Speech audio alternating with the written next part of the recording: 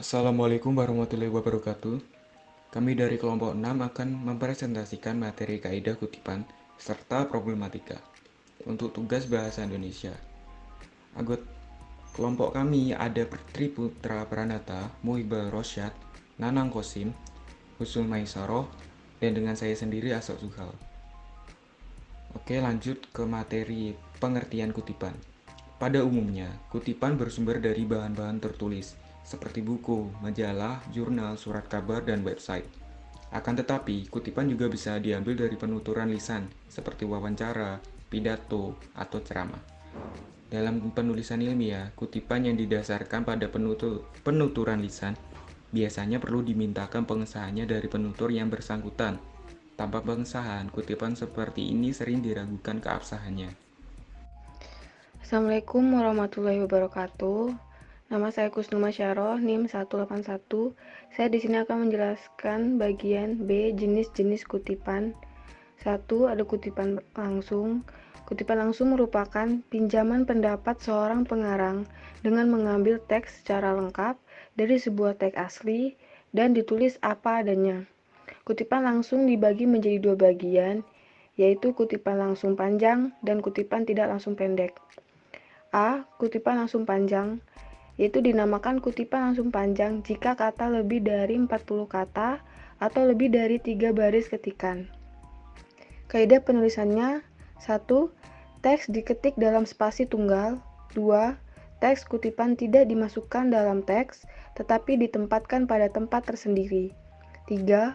Pengetikan dibuat menjorok ke dalam dari teks dengan ketentuan dimulai pada ketukan kelima. 4. Dari garis tepi sebelah kiri. 5.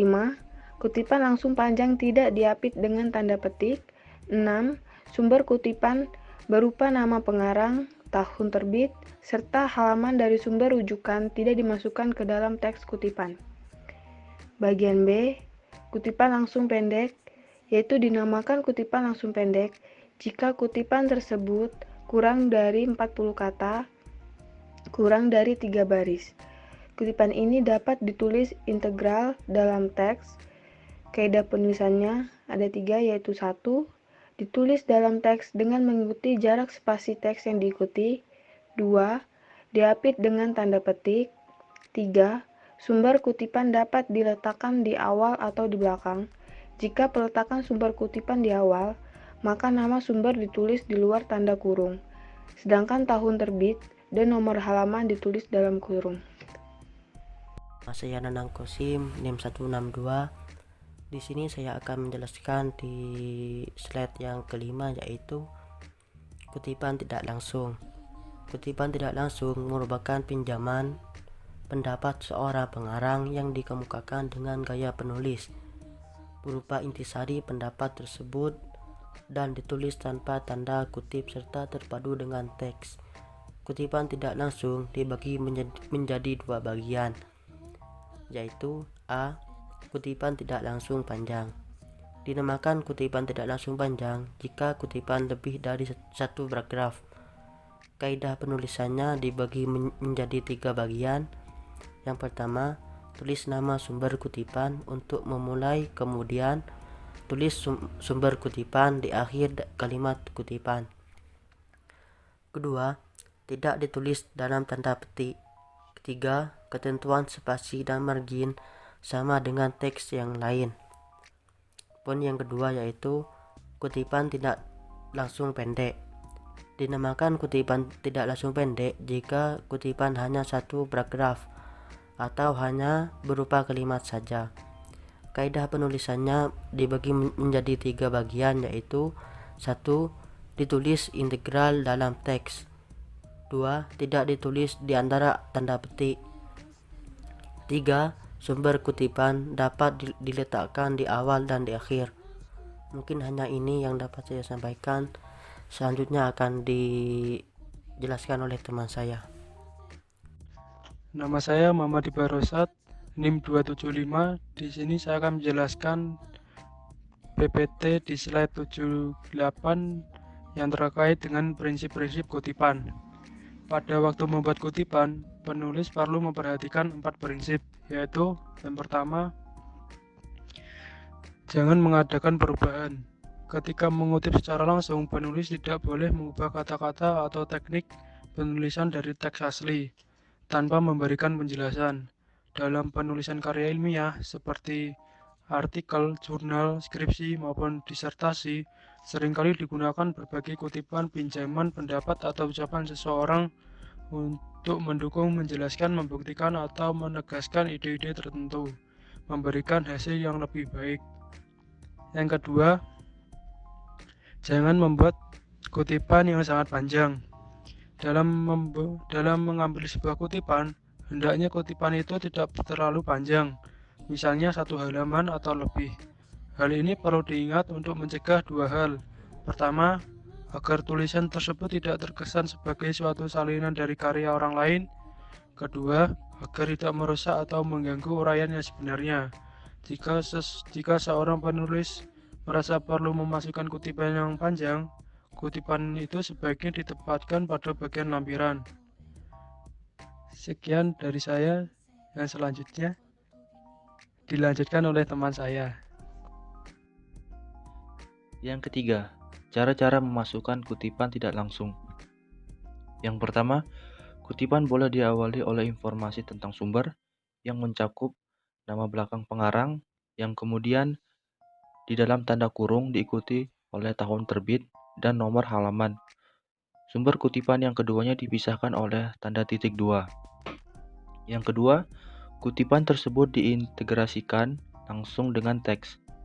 Yang ketiga, baris yang satu dengan yang lainnya berjarak 2 spasi. Yang keempat, kutipan tidak diapit oleh tanda kutip. Yang kelima, sumber kutipan juga bisa disebutkan di akhir kutipan dengan menyebutkan di dalam tanda kurung nama belakang pengarang, tahun terbit, dan halaman sumber. Kemudian yang keempat, cara-cara memasukkan kutipan langsung yang kurang dari 5 baris. Yang pertama, kutipan boleh diawali oleh informasi tentang sumber yang mencakup nama belakang pengarang, yang kemudian di dalam tanda kurung diikuti oleh tahun terbit dan nomor halaman. Sumber kutipan yang keduanya dipisahkan oleh tanda titik 2. Yang kedua, kutipan tersebut diintegrasikan langsung dengan teks. Yang ketiga, baris yang satu dengan yang lainnya berjarak 2 spasi. Yang keempat, kutipan diapit oleh tanda kutip. Yang kelima, sumber kutipan juga bisa disebutkan di akhir kutipan dengan menyebutkan di nyaman dan tentram merupakan penunjang utama bagi setiap individu untuk berprestasi. Selanjutnya, problematika dalam kaidah kutipan dan bahasa. Yang pertama, problematika kesalahan dalam kaidah bahasa. Masalah kesalahan berbahasa dalam menerapkan kaidah bahasa Indonesia yang baik dan benar merupakan wajar, yang hampir terjadi pada setiap pemakai bahasa. Orang bisa saja melakukan sebuah kesalahan atau terpeleset dari kaidah walaupun sebenarnya sudah berusaha menerapkan kaidah bahasa tersebut dengan sebaik dan sebenar mungkin. Agar pesan yang disampaikan mudah dimengerti pembaca, kalimat yang tersusun harus efektif. Selain strukturnya harus benar, kalimat dikatakan efektif apabila bentuk kalimat dengan sadar dan sengaja disusun untuk mencapai daya informasi yang tepat dan baik. Selain itu, ada hal-hal lain yang harus diperhatikan dalam menyusun kalimat, antara lain adalah kesatuan pikiran, kesatuan susunan, dan kelogisannya. Kemudian yang kedua, problematika kesalahan dalam kaidah kutipan. Kutipan memang merupakan bagian kecil dari sebuah skripsi. Namun, keberadaan kutipan tetap menjadi bagian terpenting dalam susunan sebuah skripsi. Berikut adalah beberapa contoh kesalahan dalam penulisan kutipan dan daftar pustaka. Contohnya, menjadikan sumber daya manusia yang berkualitas merupakan kebutuhan penting dalam dunia usaha, karena sumber daya manusialah yang mengelola sumber daya lain yang dimiliki perusahaan semaksimal dan seefisien mungkin. Sekian presentasi dari kelompok kami, kurang lebihnya mohon maaf. Wassalamualaikum warahmatullahi wabarakatuh.